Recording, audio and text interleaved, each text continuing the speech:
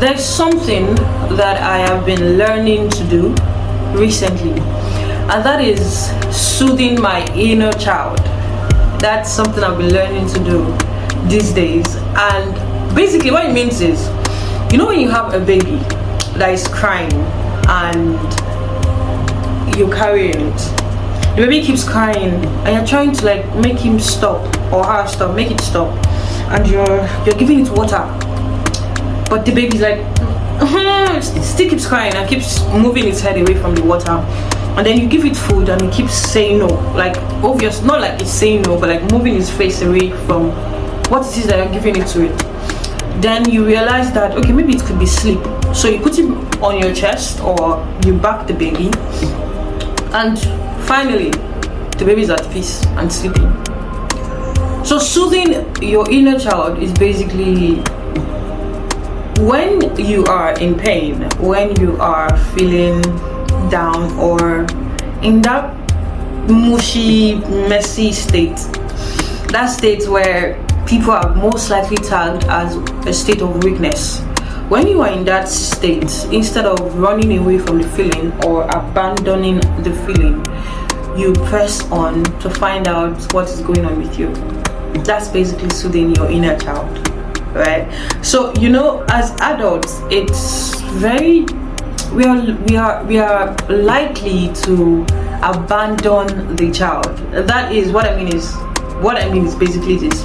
So the baby, yeah, you're carrying the baby keeps crying, you don't know what to do with the baby. So you don't know what to do with the baby, so instead of going on to push and trying to see if it's water or food or just sleep that is wrong with the baby, you just dump the baby, ignore the baby, let the baby cry. Alright? And I believe, or I've noticed that that's what a number of us do as adults. We just leave the baby, abandon ourselves while we are in pain, while we go on to work, ignore everything that is going on instead of tending to our feelings, tending to our emotions, admitting what is wrong, trying to see how we can sort and find a solution to what is wrong. We ignore it entirely and we remain in pain without nothing being sorted out. And in as much as that is the easiest option, it's not always the best option long term, right? And I've learned that it's not the best option most times. The best option is to tend to my emotions, tend to how I feel. How I feel is valid. How I feel is so. If in as much as I can feel it, then I don't need to deny it, right? Because it is there. The evidence of the hurt is there. So why ignore it? So most times, how do I tend to my inner child? If, for instance, let's say I felt betrayed by a friend or hurt by a friend or something, usually what I would do is, when I see myself trying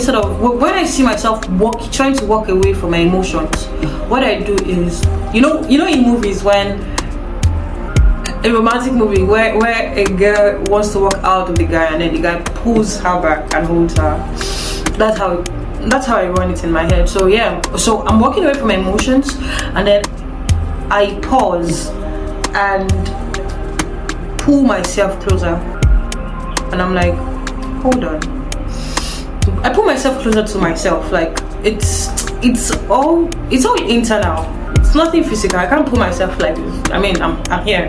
So it's more like internally. I pull myself to myself and become present with myself, and then I let it set in. And I'm having a conversation with myself. Grace, how are you?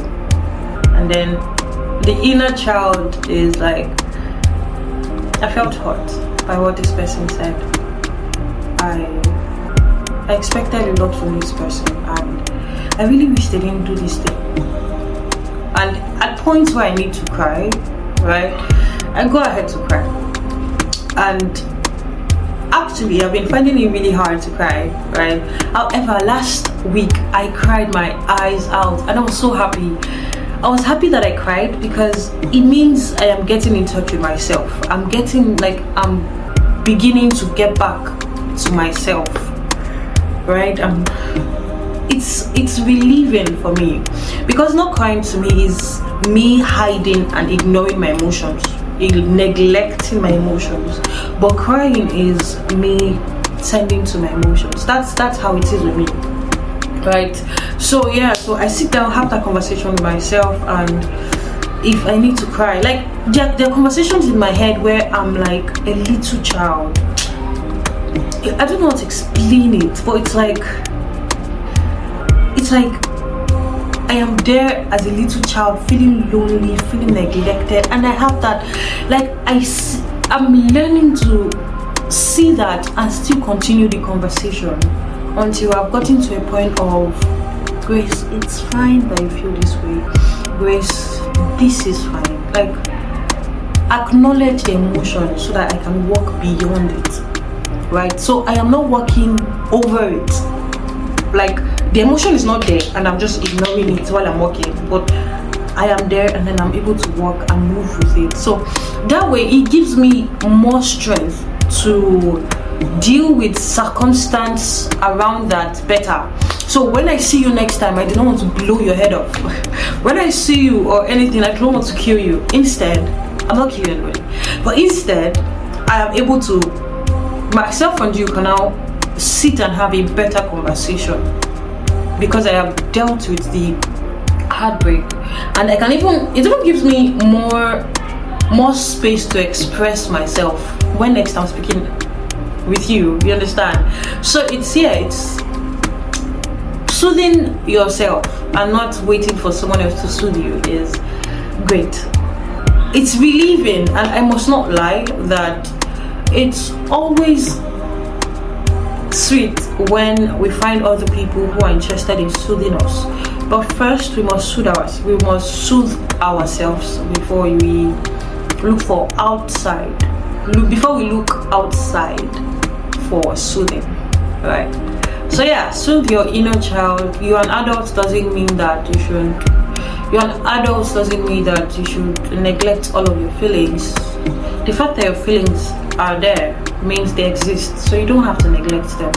Just tend to them, nurture them, and soothe them. Yeah, that's all for today, guys. Have a wonderful week. Bye bye. Peace.